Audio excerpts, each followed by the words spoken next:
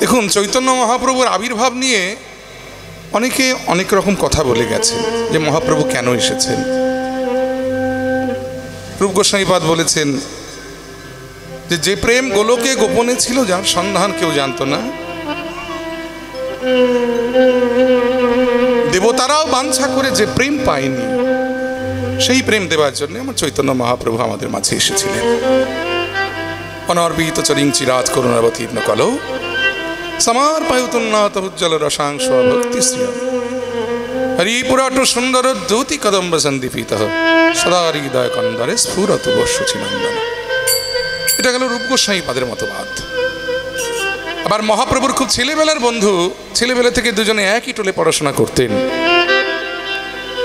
এবং মহাপ্রভুকে নিয়ে যত প্রামাণ্য গ্রন্থ রচনা আছে তার মধ্যে অন্যতম শ্রেষ্ঠ গ্রন্থ হলো এই মহাপ্রভুর ছেলেবেলার বন্ধুটি রচনা করেছিলেন, যেটা গ্রন্থ বললে ভুল হবে, কর্চা, অর্থাৎ ডায়েরি ইংরেজিতে যাকে বলা হয়।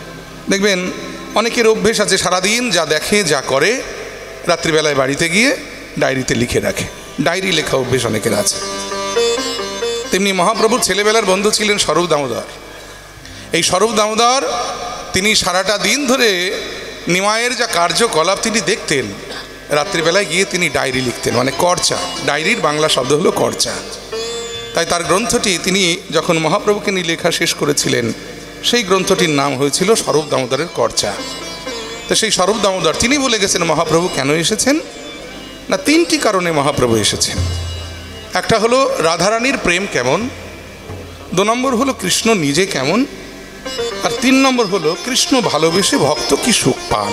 হরিবোল হরিবোল। এই 3টি বাসনা পূর্ণ করবার জন্যে, এই 3টি বাঞ্ছা পূরণ করবার জন্যে আমার চৈতন্য মহাপ্রভু আমাদের মাঝে এসেছিলেন। এখন এই যে রূপ গোস্বামীপাদ যা বলে গেলেন বা স্বরূপ দামোদর যা বললেন, আমরা যা শুনলাম, এগুলো সবই ভাববাদের কথা, ভক্তিবাদের কথা। ভক্তি অন্তরে থাকলে এ কথা আসবে, কিন্তু যারা যুক্তিবাদী তারা কিন্তু এসব কথা মানবে না। কঠোরভাবে যারা সবকিছু যুক্তি দিয়ে দেখে, তারা কিন্তু কোথায় ওই বৈকুণ্ঠ, কোথায় গোলক বা কোথায় ভুলোক, এত তাদের অত জানার দরকার নেই। তারা চোখের সামনে যা দেখে তারা সেটাই বর্ণনা করে। তাই সার্বভৌম ভট্টাচার্য ইনি ছিলেন কঠিনভাবে একেবারে যুক্তিবাদী মানুষ, নিজে চোখে না দেখে কিচ্ছু বিশ্বাস করতেন না। তাই তিনি বললেন মহাপ্রভু কেন এসেছেন, অত ওই গোলক ভুলোক ওসব কথা আমি বলতে পারবো না বাবা। আমি আমার মহাপ্রভুকে সামনাসামনি যেরকম দেখছি, আমি তাকে দেখে যেটা অনুভব করেছি, আমি সেই মহাপ্রভুকে দেখা, আমার চোখ দিয়ে দেখা সেই মহাপ্রভুকে নিয়ে একটা কথা আমি বলতে চাই, যে মহাপ্রভু কেন এসেছেন আমার ধারণা নিয়ে আমি বলতে ইচ্ছা প্রকাশ করছি। সেটা কি না, বৈরাগ্য বিদ্যা নিজ ভক্তি যোগম শিক্ষার্থ মেক পুরুষ পুরাণ শ্রীকৃষ্ণ চৈতন্য শরীরধারী কৃপাম বুধির জস্তমহং প্রপদ্যে। অর্থাৎ বৈরাগ্য বিদ্যা নিজ ভক্তি যোগম, বৈরাগ্যরূপী বিদ্যা। বৈরাগ্য বস্তুটা কি, সেই বৈরাগ্য বস্তুটা আমরা জানতাম না যদি চৈতন্য মহাপ্রভু আমাদের মাঝে না আসতেন। বৈরাগ্য শব্দের অর্থ কি? আমরা সাধারণত বৈরাগ্য বলতে যা বুঝি, যে ওই মালা তিলক নিলাম, মাথায় একটা বড় করে চৈতন্য রাখলাম, সংসার ত্যাগ করে বৃন্দাবনে চলে গেলাম।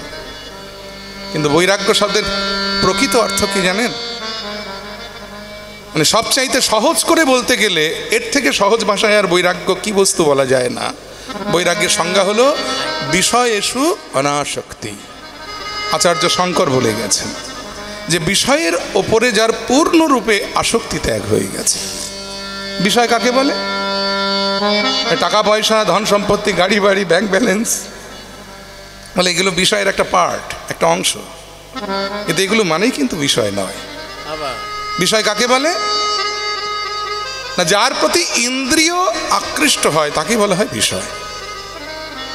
এই যে দেখবেন আমাদের চোখ সৌন্দর্যের প্রতি আকৃষ্ট, কর্ণ শব্দের প্রতি আকৃষ্ট, নাসিকা গন্ধের প্রতি আকৃষ্ট, জিহ্বা স্বাদের প্রতি আকৃষ্ট, ত্বক স্পর্শের প্রতি আকৃষ্ট, আর মন চিন্তার প্রতি আকৃষ্ট। মন দেখবেন চিন্তা ছাড়া থাকতে পারে না। মন সব সময় দেখবেন কিছু না কিছু একটা চিন্তা করছে। তাহলে এই যে বিষয়ের প্রতি পূর্ণরূপে যাদের আসক্তি ত্যাগ হয়ে গেছে, চোখ সৌন্দর্যের প্রতি আকৃষ্ট, কিন্তু আমি নিজেকে গুটিয়ে নেব। কর্ণ শব্দের প্রতি আকৃষ্ট, নিজেকে গুটিয়ে নেব। নাসিকা গন্ধের প্রতি আকৃষ্ট, নিজেকে গুটিয়ে নেব। জিহ্বা স্বাদের প্রতি আকৃষ্ট, নিজেকে গুটিয়ে নেব। ত্বক স্পর্শের প্রতি আকৃষ্ট, নিজেকে গুটিয়ে নেব। মন চিন্তার প্রতি আকৃষ্ট। এই যে নিজেকে সম্পূর্ণরূপে গুটিয়ে নেওয়াটার নামই হলো বৈরাগ্য। আর দেখবেন এই বিষয়ের থেকে যারা নিজেকে সম্পূর্ণরূপে গুটিয়ে নিতে পেরেছে, জগতের কোনো দুঃখ তাকে কিন্তু আর কোনোদিন দুঃখ দিতে পারবে না। কোনো দুঃখ তাকে আর দুঃখ দিতে পারছে না। রবীন্দ্রনাথ কি দুঃখ পাননি তিনি? স্ত্রী বিয়োগ হয়েছে, কন্যা বিয়োগ হয়েছে, পুত্র বিয়োগ হয়েছে। সকলে বলে, জগতে প্রচলিত আছে যে পুত্র শোক হলো জগতে সর্ব কঠিন শোক। রবীন্দ্রনাথ সেই পুত্র শোক পেয়েছেন বেঁচে থাকতে, কিন্তু তাই বলে কি তিনি কবিতা লেখা ভুলে গেছেন?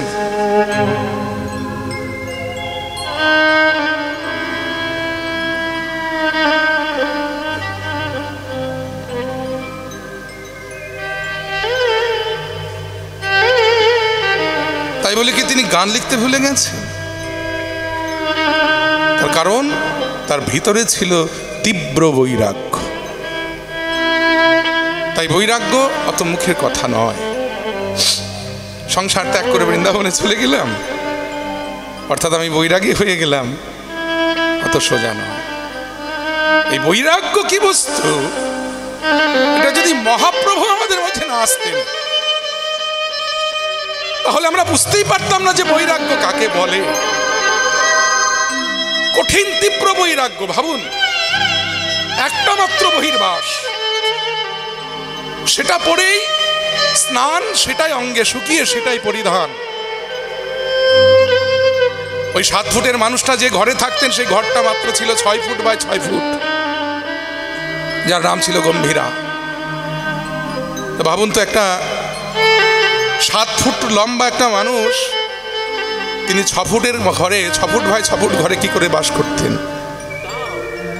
গ্রন্থে বর্ণনা আছে যে শীতের দিনে পাটা বাইরে রেখে মাথাটা ঘরের ভিতরে রাখতেন, আর গরমের দিনে মাথাটা ঘরের বাইরে রেখে পাটা ঘরের ভিতরে রাখতেন। এইভাবে মহাপ্রভু দিন যাপন করতেন, কোনো বিছানায় নেই।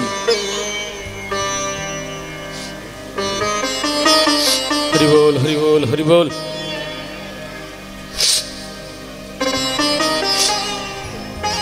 কনকনে ঠান্ডার মধ্যে কোনো বিছানা নেই, শুধু মেঝেতে, একটা মাদুর পর্যন্ত নয়, তিনি শয়ন করতেন। তীব্র বৈরাগ্য।